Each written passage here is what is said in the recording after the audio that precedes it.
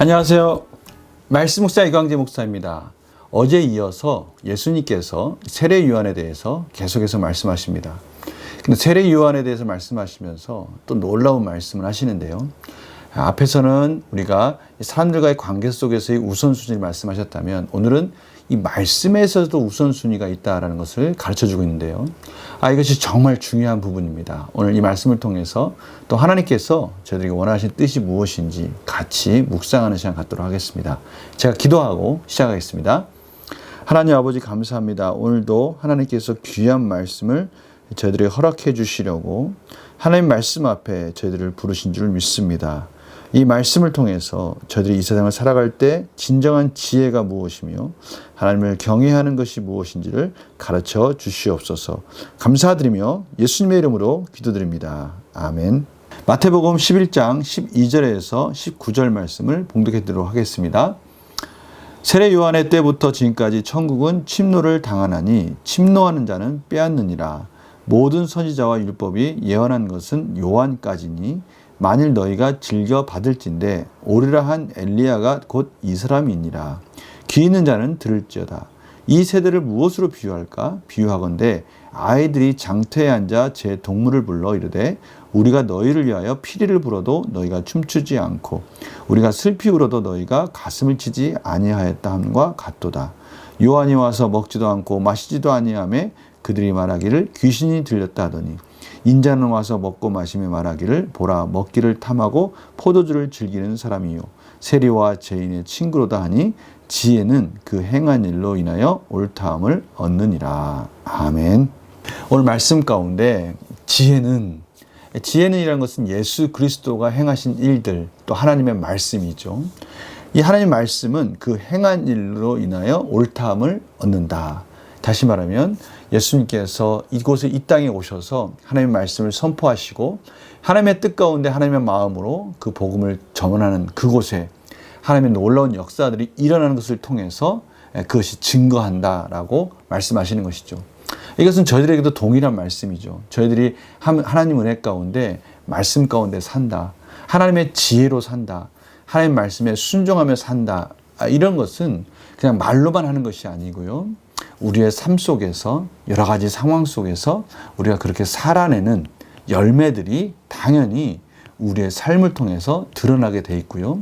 또 저희들이 하나님의 말씀 가운데 순종했을 때 주시는 하나님의 열매들, 그 또 복들, 이런 것들, 은혜들이 그 과정들을 통해서 삶에서 충분히 드러날 수 있다라고 지금 말씀하시는 것입니다. 이러한 모든 내용들은 저희들이 삶을 잘 관찰하면 알 수 있는 거예요. 오늘 보니까 이 세례 요한에 대해서 말씀하시는데요. 세례 요한 때부터 지금까지 천국은 침노를 당하나니 침노하는 자는 빼앗느니라. 여기 참 천국은 침노를 당한다. 이 부분이 참 해석하기 어려운 부분인데요. 이 두 가지 관점으로 같이 해석했으면 좋겠어요. 천국은 침노를 당한다라는 긍정적인 관점은 하나님의 백성이 끊임없이 이제 하나님 나라를 향해서 계속해서 적극적으로 하나님을 믿고 예수님을 믿음으로 말미암아 하나님 나라가 이루어지는 모습을 저희들이 볼 수가 있는 것이고 생각할 수가 있습니다. 또 한 관점은 침노를 당한다라는 이 수동적인 관점에서 하나님 나라가 전파될 때 악한 세력들이 또 죄된 사람들이 또 하나님의 뜻을 바르게 이해하지 못한 사람들이 그것을 막는 모습, 부정적인 모습을 저희들이 생각할 수 있을 것 같습니다. 지금 실질적으로 세례 요한이 또 예수님이 하나님의 말씀을 하나님의 나라를 전했을 때 그것이 방해받는 모습 이런 것들을 또 생각할 수 있을 것 같습니다. 중요한 것은 이 세례 요한은 누구냐? 14절 이렇게 말씀하고 있습니다. 만일 너희가 즐겨 받을진대 오르라 한 엘리야가 곧 이 사람이니라. 세례 요한은 예수님 앞서서 하나님의 말씀을 전하면서 회개하라라고 하나님의 백성들을 돌이키는 역할을 하면서 그 길을 예비한 엘리야다라고 말씀하신 것이죠. 이 말씀은 말라기 4장 5절의 예언이 성취됐다라는 것을 확인해 주시는 것이고요. 실질적으로 천사가 사가랴에 와서 말씀하신 내용에 보면요. 누가복음 1장 17절에 이런 말씀이 있습니다. 그가 또 엘리야의 심령과 능력으로 주 앞에 먼저 와서 바로 엘리야의 마음, 백성들을 하나님께로 돌이키려고 하는 그 마음, 그리고 그러한 능력으로 와서 아버지의 마음을 자식에게 거스르는 자를 의인의 슬기에 돌아오게 하고, 참으로 아버지의 마음으로 이 자식들의 탕자 같은 자식들의 마음들을 돌이키는 그런 역할들을 했다는 것이죠.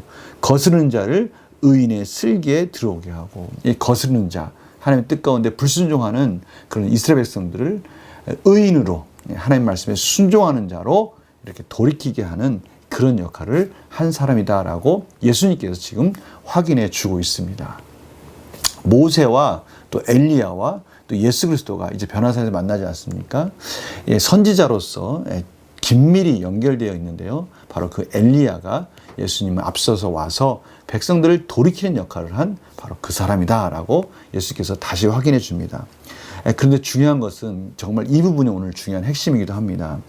귀 있는 자는 들을지어다 라고 말씀하시면서 분명히 깨닫기를 원하는 그런 간절한 마음을 표현하시면서 이 세대가 그런데 얼마나 강팍한지, 이 세례 요한이 와서 복음을 전해도, 예수님을 복음을 전해도 그들은 각기 자신의 관점으로 그것을 비판하고 그 말씀 가운데 귀를 기울이지 않았다라고 표현하고 있습니다. 그 비유를요, 장터에 앉아 노는 그 어린 아이들의 모습을 비유하고 있습니다. 피리를 부른다는 것은 즐겁게 피리를 불 때는요, 거기에 맞춰서 춤을 추는 것이 당연하지 않습니까? 근데 그때는 또 춤추지 않는 거예요. 그리고 또 슬피 울면 또 거기에 맞춰서 또 같이 슬퍼하는 게 정상인데요. 가슴을 치지 아니하였다는 것은 거기에 맞춰서 또 가슴을 치지 않는 겁니다. 그러니까 뭔가 지금 분위기에 맞지 않은 그러한 일들을 하고 있다는 것이죠. 이 세대가 바로 그렇다는 것을 말하는 것이죠. 요한이 와서 광야에서 먹지도 않고 마시지도 아니하면서 정말 회개하라, 천국이 가까웠다라고 그렇게 강하게 복음을 전했더니 이상하다. 왜 광야에서 저런 짓을 하고 있는가? 지금 때가 이럴 때가 아닌데 왜 저렇게 굶주리면서 약대 털옷을 입고 저렇게 험하게 살고 있는가? 저 사람 귀신 들린 거 아니야? 막 이렇게 그렇게 손가락질을 했다는 것이죠. 그런데 예수님께서 오셨어요. 근데 예수님께서는 또 죄인들과 같이 식탁 교제를 나누면서 또 그런 금식이나 그러한 광야 생활을 하지 않고 무리수로 들어가셔서 그들과 함께 어울리시면서 그들에게 복음을 전했죠. 그랬더니 예수님께는 뭐라고 합니까? 와서 먹고 마시 말하기를 보라, 먹기를 탐하고 포도주를 즐기는 사람이요 라고 또 비판하는 겁니다. 이러한 상황을 보고 예수님께서는 아무 말도 하지 않습니다. 오직 이 모든 것들은 이제 하나님께서 판단해 주실 것이고 하나님께서 그 열매로 갚아주실 것이다. 그 열매로 무엇이 옳은지를 보여주실 것이다 라고 지금 말씀하고 있습니다.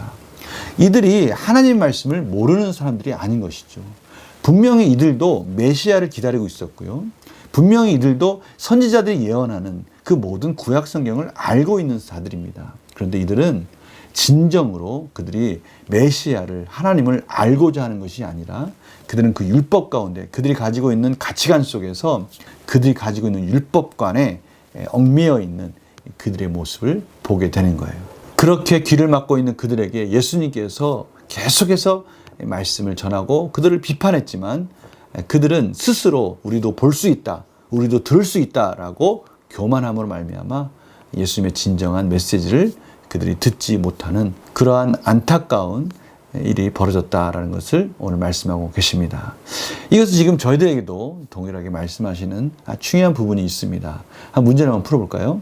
당시 사람들이 예수님과 세례 요한을 거부한 이유는 무엇입니까? 그들의 무지 때문이죠. 그들이 하나님 말씀을 안다 하고 율법을 안다 하지만 구약에서 그렇게 가르치고 있었던 예수님에 대해서 그들이 알지 못했다는 것은 그들의 불신앙, 그들의 죄가 얼마나 그들의 마음을 강팍하게 했는지. 엄밀히 따져보면요, 세례 요한이나 예수님이나 그들이 보기에 그렇게 악한 일을 한 것은 없습니다. 무슨 악한 범죄적인 일을 하거나 무리들을 선동하거나 또 무리를 선동해서 바리새인과 서기관들에 대해서 거부해라, 저들에게 대항해라, 이런 거 한 적이 없습니다. 어떻게 보면 그들에게 해를 가하지 않았음에도 불구하고 그들은 세례 요한님과 또 예수님에 대해서 무작정 거부하고 그들을 해하려고 핍박하고 이런 일들이 왜 벌어진 것입니까? 이것은 죄된 모습입니다. 죄된 각박한 모습들이 빛이 오니까 그 어둠이 빛을 거부한 것이죠. 당연하게 그들의 죄가 빛으로 말미암아 드러나니까 그들이 빛으로 말미암아 죄가 드러났을 때 그것을 깨닫고 회개를 해야 되는데 오히려 빛을 핍박하는 것이죠. 이것이 그들이 얼마나 강팍해져 있는지, 그들의 마음이 얼마나 스스로의 의의 율법관으로 가득 차 있었는지 그것을 보여주고 있는 것입니다. 이것은 저희들 삶 가운데도 동일하지 않겠습니까? 느낀 점 볼까요? 자기 생각에 갇혀 예수님을 영접하지 못하는 사람들 보면 무엇을 느낍니까? 이게 무서운 겁니다. 자기 생각에 갇혀서 말씀이 분명히 말씀하시고 계시잖아요. 말씀 가운데 빛 가운데 비춰지면 우리의 내면에 있는 이 죄들이 다 드러납니다. 우리가 무엇을 잘못하고 있는지를 깨닫게 해주는 거예요. 마치 다윗이 밧세바 가운데 죄를 범했을 때 나단 선지자를 통해서 빛을 환하게 비춰줬을 때 다윗은 철저하게 회개했습니다. 그러나 가인과 같이 그렇게 경고하지 않았습니까? 너의 문 앞에서 지금 이 죄가 웅크리고 있다. 너를 죄 가운데 빠뜨리려고 지금 이 맹수와 같이 웅크리고 있으니까 조심하라고 하는데도 불구하고 가인은 죄를 저지릅니다. 이것이 지금 저희들이 참으로 주의해야 되고 하나님의 이 경고의 메시지를 들어야 된다는 것입니다. 예수님께서는 이러한 저희들의 죄를 십자가상에서 다 죄를 짊어지시고 죽으셨습니다. 이제는 우리 가운데 예수님께서 우리에게 죄를 사해 주시는 이 죄의 권세로부터 해방시켜 주신 것이 무엇인지를 저희들이 경험해야 된다는 거예요. 우리 가운데 지금 말씀을 통해서 비춰주고 계세요. 디모데후서 3장 16절 17절에 보면 그 말씀이 잘 나와 있지 않습니까? 모든 성경은 하나님의 감동으로 된 것으로 교훈과 책망과 바르게 함과 의로 교육하기 유익하다고 하지 않았습니까? 저희들 가운데 하나님께서 이제는 말씀으로 저희들을 비춰주고 계십니다. 예수 그리스도로 말미암아 이제는 저희들 가운데 이제는 죄로부터 자유함을 허락해 주셨어요. 그렇다면 이제 저희들이 해야 될 것은 무엇입니까? 비춰주셨을 때 그 말씀이 저희들 가운데 그것이 아니라고 가르쳐 주셨을 때 저희들이 아멘하고 우리의 죄를 돌이킴으로 인해서 우리에게 주시는 이 죄로부터의 자유함이 얼마나 큰 은혜인지를 저희들이 경험해야 된다는 것이죠. 이 당시에 서인과 바리새인들과 이 율법주의자들은 스스로 볼 수 있다라고 교만함으로 인해서 예수님을 거부합니다. 저희들 가운데 우리 가운데 비춰주신 이 말씀의 빛을 통해서 하나님께서 저희들에게 이제는 죄로부터 자유해진 저희들의 삶을 살아가라고 말씀하십니다. 그 놀라운 능력을 경험하라고 말씀하십니다. 예수 그리스도의 십자가 안에서 극복되지 않은 죄가 없습니다. 이제 저희들 가운데 어떠한 죄가 저희들을 힘들게 하고 어렵게 만들고 있습니까?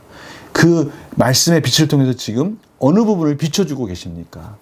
우리의 이 강팍한 마음도 있다면 깨트리고 죄사함의 은혜가 얼마나 놀라운지, 그것을 극복했을 때 얼마나 창조적이고 역사적인 열매들이, 성령의 열매들이 맺어져 가는지, 이것들을 경험하는 저들의 삶이 되기를 원합니다. 제가 기도하고 마치겠습니다.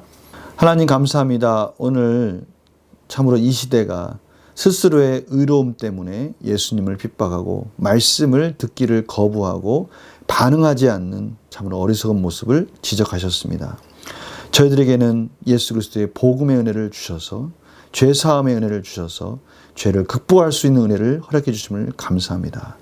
저희들 삶 속에 이런 놀라운 은혜들이 지혜가 저희들의 행함으로 드러나게 하여 주셔서 하나님께 영광이 되게 하여 주시고 저희들 삶 속에서는 진정한 자유의 복을 마음껏 누리게 하여 주시옵소서. 감사드리며 예수님의 이름으로 기도드립니다. 아멘. 오늘 말씀을 통해서 저희들이 이 사실을 분명히 깨달아야 됩니다. 저희들이 죄를 극복할 수 있다는 것이 아니라요, 예수님께서 이미 십자가에서 모든 죄값을 담당하셨기 때문에 저희들은 이미 죄로부터 자유해졌습니다. 그것을 경험하라고 오늘 예수님께서 말씀하십니다.